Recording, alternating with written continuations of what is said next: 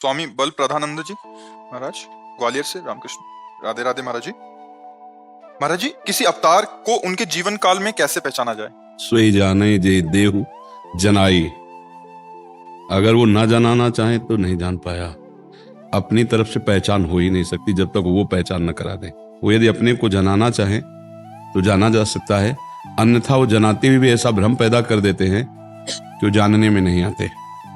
जैसे छठवें दिन भगवान श्री कृष्ण की छठी उत्सव में पूतना नाम की राक्षसी ऐसा दिव्य रूप धारण करके आती है कि यशोदा मैया तक की हिम्मत नहीं हुई पूछने की कि तुम कौन हो और कहां से आई हो। इतना सुंदर, इतना वैभव स्वरूप कि ऐसा लगा साक्षात लक्ष्मी जी अपने प्रीतम के दर्शन करने आई। और जब वो भगवान को गोद में लेती, 6 दिन के लालजू हैं श्री कृष्ण चंद्रजू, और दुग्ध पान कराती है, तब भगवान उसके लगे हुए स्तनों में हलाहल विष को पीते हैं और उसके प्राणों को भी खींचते हैं। तब 6 कोश में 18 किलोमीटर में उसके शरीर का विस्तार होकर गिरता, इतना भयानक रूप। मतलब पूरा का पूरा ब्रज ये जान जाए ये भगवान है, क्योंकि 6 दिन में ऐसी विशाल राक्षसी पूतना को मारा और हलाहल विष का कोई प्रभाव नहीं पड़ा। तो ये भगवान है। लेकिन तुरंत भगवान की विश्व मोहिनी माया ने, नहीं मेरा तो लाला है, ये तो भगवान के आशीष से बच गया, नहीं तो मेरा लाला है। वो कहीं पहचान करवाने की कोशिश भगवान ने स्वयं अपनी मुख खोलकर ब्रह्मांड दिखाना या गिरिराज जी उठाना, बहुत तरह से भागवती की लीलाएं की, पर मोहिनी माया चट ऐसा अपना प्रभाव दिखा देती कि नहीं तो मेरा सखा है, ये तो मेरा यार है, ये तो मेरा लाला है। जब तक भगवान पहचान ना करवाना चाहे तब तक पहचान कर ही नहीं सकते आप भगवान की। राम जी का एक पूजा गृह में स्वरूप और एक अपने स्वरूप समीप देखना कौशल्या जी का, यहां वहां 2 बालक देखा, फिर देखा अनंत महिमा में भगवान, फिर वही भगवान कौआ रोटी लेने के लिए आता है और तो रो रहे हैं, भाग रहे फिर। ऐसी उनकी लीलाएं होती हैं कि वो भगवान है, वही भगवान जिनके घर में इतना विशाल माखन का कुंड है। 9 लाख गौएं बाबा की है, तो वहां बाल्टियों में थोड़ी मक्खन दूध रखा है, कुंड में रखा है, पर ब्रजवासिनी गोपियों के घर का माखन। अगर वो पहचानना ना चाहे, आपको जनावे ना, तो आप उनके किसी भी बाहरी लक्षण से नहीं जान सकते। जहां जानने की कोशिश करेंगे मोहिनी माया आपको पर्दा, जब वो अवतारी महापुरुष अपने को जना देते हैं तब वो जाना जाता है। वैसे बाहरी पहचान है, प्रकृति के आक्रमण से वो पूर्ण रूप से परे रहते हैं जो अवतार होते हैं। प्रकृति का आक्रमण शरीर पर, लेकिन मन पर नहीं। मन सच्चिदानंद स्वरूप निर्विकार स्थिति में रहते हैं।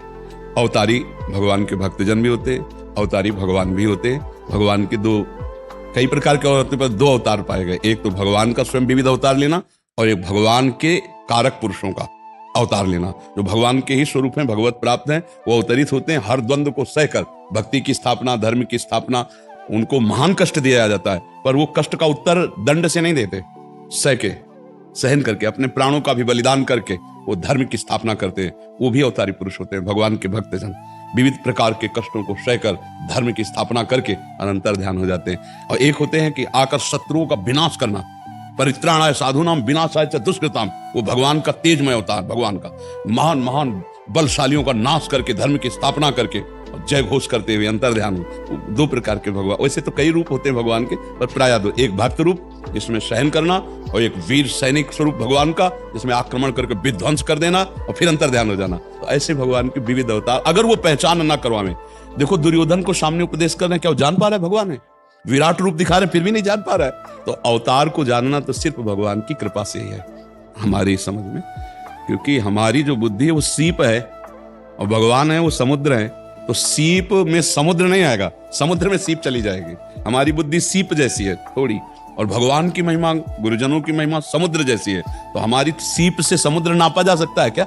ऐसे ही हमारी बुद्धि से भगवत तत्व को नहीं पहचाना जा सकता। भगवत तत्व हमारी बुद्धि में आ सकता है, इसीलिए प्रार्थना की जाती है, इसीलिए उनके चरणों की शरण में रहा जाता है, इसीलिए उनका नाम जपा जाता है। वो हमें जना दें। और सही पूछो, ये सब अवतार ही है, ये भगवान का जीव अवतार है। सब रूपों में भगवान ही तो है, दूसरा कोई है क्या? मत्ता परतरम नान्यत किंचिदस्ति धनंजय, मेरे सिवा कुछ और ही नहीं। ये भगवान का जीवा अवतार है। भगवान जड़ चैतन्य रूप में वो ही विराजमान। देखो गोस्वामी तुलसीदास जी कह रहे, जड़ चेतन जग जीव जत सकल राम मैं जान। जड़ चैतन्य सब में राम रमा हुआ है।